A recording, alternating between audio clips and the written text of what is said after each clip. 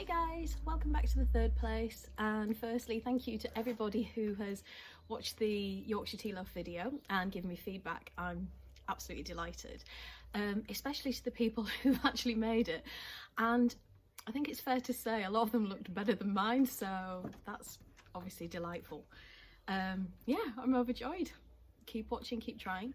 So I really wanted to do some Easter baking, some chocolate bits and bobs this week, but unfortunately my oven is broken, and as things are, it's looking unlikely that I'm going to get anyone out to fix it in the near future. So I figured we'd do something a little bit different, an activity that you could try.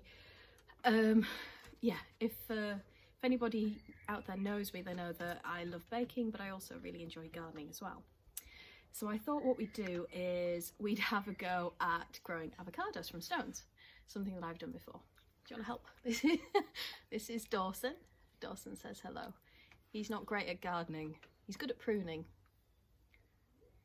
Are you good at pruning, Dawson? I don't think he's going to help.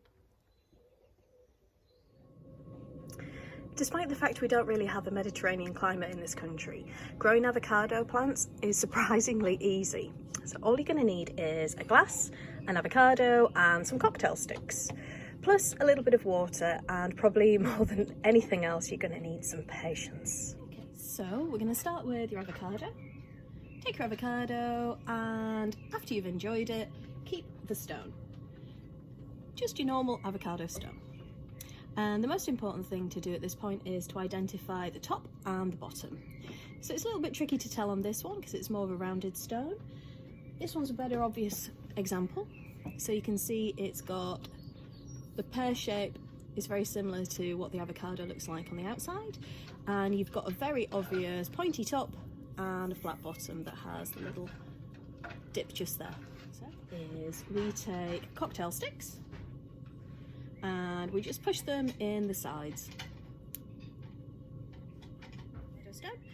You want them around a third of the way down so that they're going to be submerged nicely into water.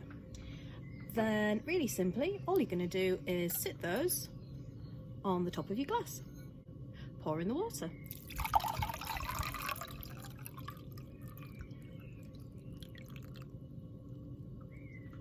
Now you just have to wait, I'm afraid. Okay, so in true Blue Peter style, I want to give you an idea of what you need to be looking out for at around 1 month, and then at about 2 to 3 months. Sorry, Dawson wants to say hello. Hey Dawson. These guys have been growing for a little while. I just want to give you an idea of what to be looking out for. So first off, we've got this little guy who's been in the water now for around a month. And hopefully you can see that there's a split beginning to appear on the side here, and also it's starting to move down, Dawson. It's starting to move down to the base as well. So I'm really hopeful that I should start to see some growth out the bottom maybe in the next kind of 2 to 3 weeks. I haven't really done anything with this apart from just change the water every week or so, just to make sure it's nice and fresh. Okay, and fast forward, this guy's been in the water now for nearly 2 months, and I don't want to disturb him too much, and you'll probably be able to see why. Okay, so this one has a split all the way down the side, and if I just turn him around without covering myself in water, you can see it goes all the way here. So what's keeping the avocado stone still together is the growth inside there. Just lift it up really carefully. So hopefully you can see there is a root cluster at the bottom, and that's held together by this network of growth in the middle. And most excitingly, you can kind of see they're starting to have a little shoot out the top here. So I'm really hopeful that in the next maybe 2 to 3 weeks, that shoot should start coming out the top, and I should see some really good productive growth out there as well. What you want is, before you plant out into compost, you ideally want the roots at the bottom to have, so we've got kind of a network of shoots, but we need some finer roots coming off those as well before it's okay to plant out. Hopefully, should be able to see something that looks a little bit like this. Okay, so this little guy, I don't know if you can see here, is probably my pride and joy. So I planted him in exactly the same way last year, and he started to grow from a stone, and probably the reason I'm most proud of him is because nobody really believed that I could do it. And in all honesty, neither did I. So yeah, I'm really happy with this. And if I just lift it up, you can see something self-seeded in here, which I think might be a pansy, so I'm not going to pull it out, although probably taking away from the nutrients in the soil.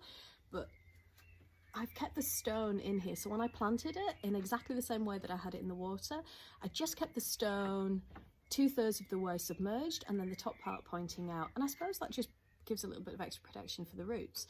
But yeah, we started off with a tiny shoot and some leaves around here, and then gradually he's grown and grown and grown. We had a little tiny accident with the curtains, but yeah, apparently I've got another couple of years before it produces any avocados.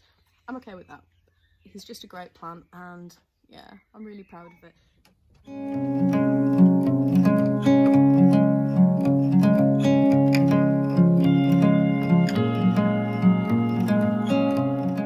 I hope you've enjoyed learning how to make avocados grow from stones. I suspect that if you give this a try, I'm not going to hear about how well they're doing for a little while, so I'm just going to have to be patient myself. But yeah, if you've got any questions, drop them in the comments. If you like this video, give it a little thumbs up. And if you want to subscribe, I'd really appreciate that. It'd be really nice to get some feedback. And as promised, the next thing I'm going to do is make some guacamole, because nobody wants wasted avocados. So yeah, watch out for that, and I'll be back with you soon. Thank you.